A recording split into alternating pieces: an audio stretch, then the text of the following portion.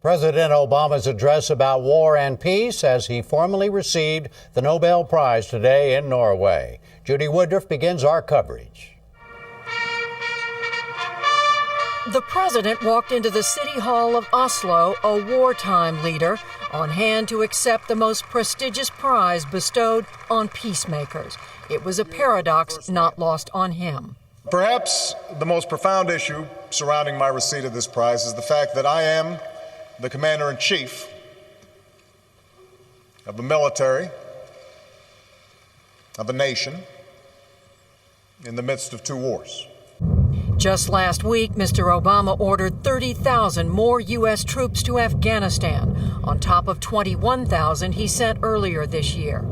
That tension between his actions as commander-in-chief and his advocacy of peace animated much of the 36-minute address. We are at war. And I'm responsible for the deployment of thousands of young Americans to battle in a distant land. And some will kill, and some will be killed.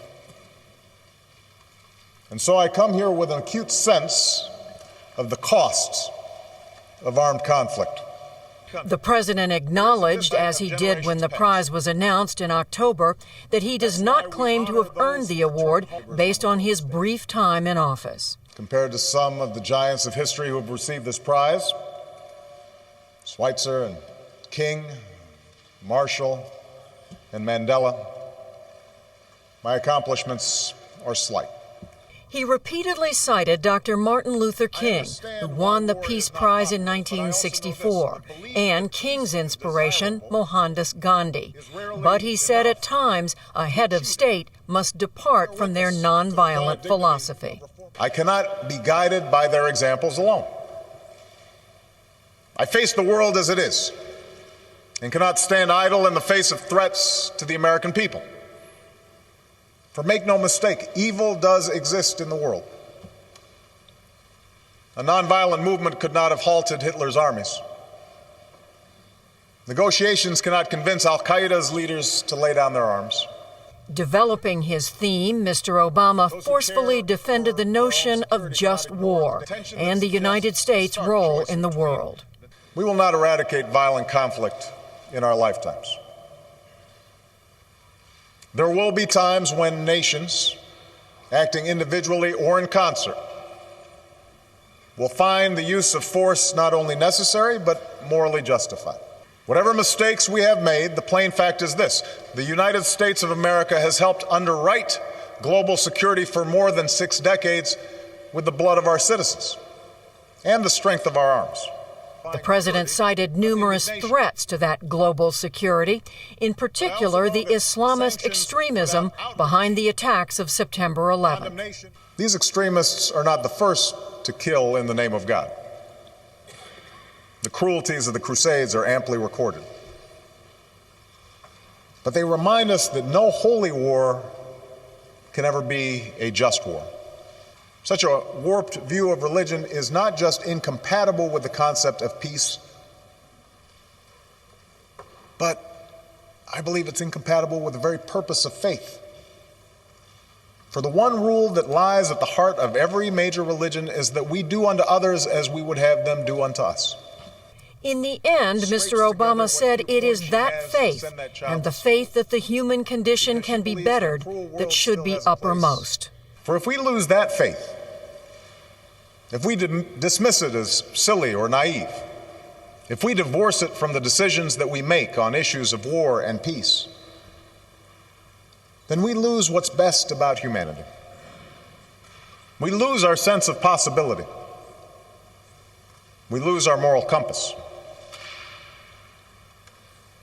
Like generations have before us, we must reject that future.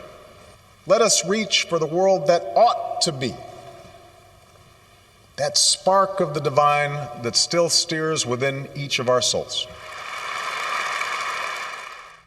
We get three views of the president's speech now from the Reverend James Forbes, Senior Minister Emeritus at the Riverside Church in New York. He's a longtime pacifist. Presidential historian, NewsHour regular Michael Beschloss, and Joseph Bottom, former literary editor of the conservative magazine The Weekly Standard, now editor of First Things, a magazine about religion and public life. Reverend Forbes, a Peace Prize a few days after escalating a war. How well did the president explain himself? I think the president explains himself very well. He shows, number one, that he understands the complexity and even the contradiction that would seem to be present when a war is going on and yet he's receiving the Peace Prize. I think he adequately explains why the two of these elements do not cancel out each other, but they reflect two aspects which are essential in actually pursuing peace. So I see him in this speech during the delicate balance that I suspect we can get used to seeing throughout his tenure. That is, looking at this side, that side, but seeking to find the golden mean. Now, as a guy who has been so much for peace that I say that war defies every one of the 10 Commandments, yet I respected his teaching us how a commander-in-chief has to work through those complexities to advance the very prospect of peace. Joseph Bottom, do you agree that the president managed a delicate balance? Well, he certainly got both elements there. It was a lovely speech. It was high-minded. It was well-crafted.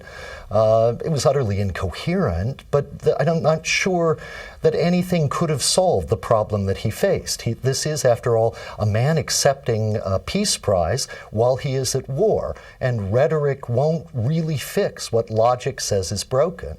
That's the incoherence. Do you think that he just underlined rather than dealt with? He certainly strove rhetorically to reach some kind of resolution. The speech had elements of Reinhold Niebuhr's sort of Christian realism in it. We live in a fallen world. Violence is sometimes necessary to oppose violence. And then at the same time, it had kind of standard old-fashioned liberal progressive elements in it. We're getting better. Those barbarians used to go to war. People used to war in the name of God. We see beyond that. We're getting better and better and better. Those analyses and those justifications for talking about war are incoherent. They won't really go together. And the rhetorical flourish that President Obama brought to it isn't really going to put them together in any coherent way. Michael, do you see it the same way, that the rhetoric can only solve a certain number of things, and those didn't get solved Well, today? that's always true in life, I think. But my guess is that maybe a couple of people on the Nobel Committee wanted to take their prize back after hearing this speech, because my guess is they expected to hear a lot about Gandhi and King today, not very much about a just war, to which Barack Obama devoted a lot of space. And I think the fascinating thing is you watch this guy, he's come to the presidency with probably less settled views on war and peace than certainly anyone in the last 50 years. Go back to the speech. You mean based on what he said before he became president? Absolutely, and also without a long history in national security. You go back to 2002 when he gave his famous speech against the Iraq War in Chicago, said, "I'm not opposed to all wars, just dumb wars." Didn't mention Afghanistan as a war he might be in favor of. The only two he mentioned were the Civil War and World War II. He's evolving all the time. And I think in a way he's becoming more and more, at least not inclined to use force, but at least open to that. One other thing, I think there's a political imperative. He knows at some level of his mind what happens to a president who, in his first year, sounds a little bit too peace-loving and too trusting of perhaps the other side. Jimmy Carter in 1977 gave a famous speech at Notre Dame saying that America had been held back by our inordinate fear of communism. 2 years later, the Soviets go into Afghanistan, and people said, Carter was naive. Obama is determined that he's not going to be caught like that. Reverend Forbes, picking up on that, your own views aside, do you think that what President Obama said about war and peace is an accurate reflection of what basically the majority of the American people feel about war and peace? It is difficult to assess the majority today, Sure. but I do believe that President Obama, has listened to both perspectives, and that he thinks that in what he said today, he both honors and respects the perspectives on both sides. But for the best interest of this country, I think the road that he's taking is one that he's convinced represents the best combined interest of the United States at this time. And a guy on the left like me, I just think we have to work harder to make sure that President Obama is listening to our more progressive and even pacifistic perspectives, as the right may be engaged in another side. I think he is a president who listens, and in the light of what he has listened to in terms of the science of the possible, he thinks he's struck it pretty much as close to that tightrope as is possible, given the complexity. You agree with Michael, though, that that President Obama may not have had these views until he was confronted with the reality of war as President of the United States? I believe that is correct. I believe clearly that he is a Niebuhrian and that he understands moral ambiguity. He's always understood that. But you really don't know what the pressures that come from both sides, what they are like, until you sit in that Oval Office. I've been in positions where I looked from a distance. I do this, I do that. It is only when you are sitting there that you have to wrestle with which is the better approach, not the perfect, but which is the better approach at this time. I think that's the way he approaches it, and I think he did a pretty good job of doing what could be done, given the degree of difficulty of the dive. Even though there was a little splash, incoherent, somebody else says. Yep. I think we give him a good grade. Give him a good grade, Joseph Bottom? Yeah, this was a very American speech. Very American. There's much in this speech that John F. Kennedy could have said. There's much in this speech that George Bush could have said, and in fact did say in his second inaugural address. We're not in favor of war, and yet war is here. Yeah. This is a very American thing to do. In fact, the kind of peak moment for these American tropes appeared in that interesting passage where he said that he rejects the false choice between realism that only looks at self-interest and an idealism that would have us go abroad seeking to impose our values on others. He said, no, what I believe in, and then he launched into a laundry list of what everybody in the world conceives of as American values. Freedom of religion, freedom of speech, economic freedom for financial development, democracy. These are the things that he was insisting somehow transcend the division between idealism and realism. Well, that's a pretty idealistic laundry list, but it's also very American. It's exactly what John F. Kennedy said, and it's exactly what George W. Bush said. You agree with that, Michael? As a matter of history, this was an American speech? You heard. Well, he actually quoted John Kennedy at American University in '63, a speech that was called a peace speech with an opening to the Soviets, so I think that's right. But it also underscored for me this almost agonizing balancing act that Barack Obama is trying to carry off, because here he is on one side, perhaps the dominant wing of his party, always anti-war. They're rather unhappy about the fact that he's sending 30,000 more troops to Afghanistan. And then on the other side, perhaps led by Dick Cheney, a movement that is essentially saying Barack Obama is shutting down Guantanamo and he's ending things that he calls torture. All this is going to make us weaker. And they will say, if, God forbid, there's ever any kind of an attack on American interests, that Obama encouraged this. So here he is trying to do all these things at once, and I think all those things were in this speech. Joe Bottom, do you agree, too, would you agree there's some politics at work here as well as morality and all these other things we've been talking about? For the President of the United States, there is always politics at work. That's what it means to be the president. So, of course, you're right. And that only contributes to the kind of intellectual incoherence of the speech. The question, I think, which the Reverend Forbes brought out, is, are we actually going to see any practical result from this? For politics is the science of the practical. Mm-hmm. This can be incoherent at some high level, at the high level at which the speech was pitched. Is it actually going to issue in a practical threading of that needle of finding those two sides and finding a way between them?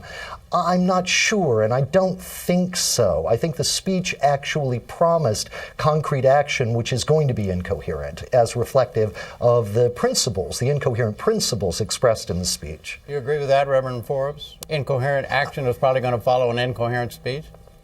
Well, my thinking is that with respect to Obama, President Obama, he's the guy who knows how to tack his way. So he's headed, I believe, towards a more just and democratic society, security around the world. How he gets there will probably not please either side most of the time. I think he'll go this way, that way, but I think his eyes are on the prize of a less bellicose, less warring world, a more peaceful approach when that's possible, but keeping the powder dry if necessary. And I think it will look incoherent.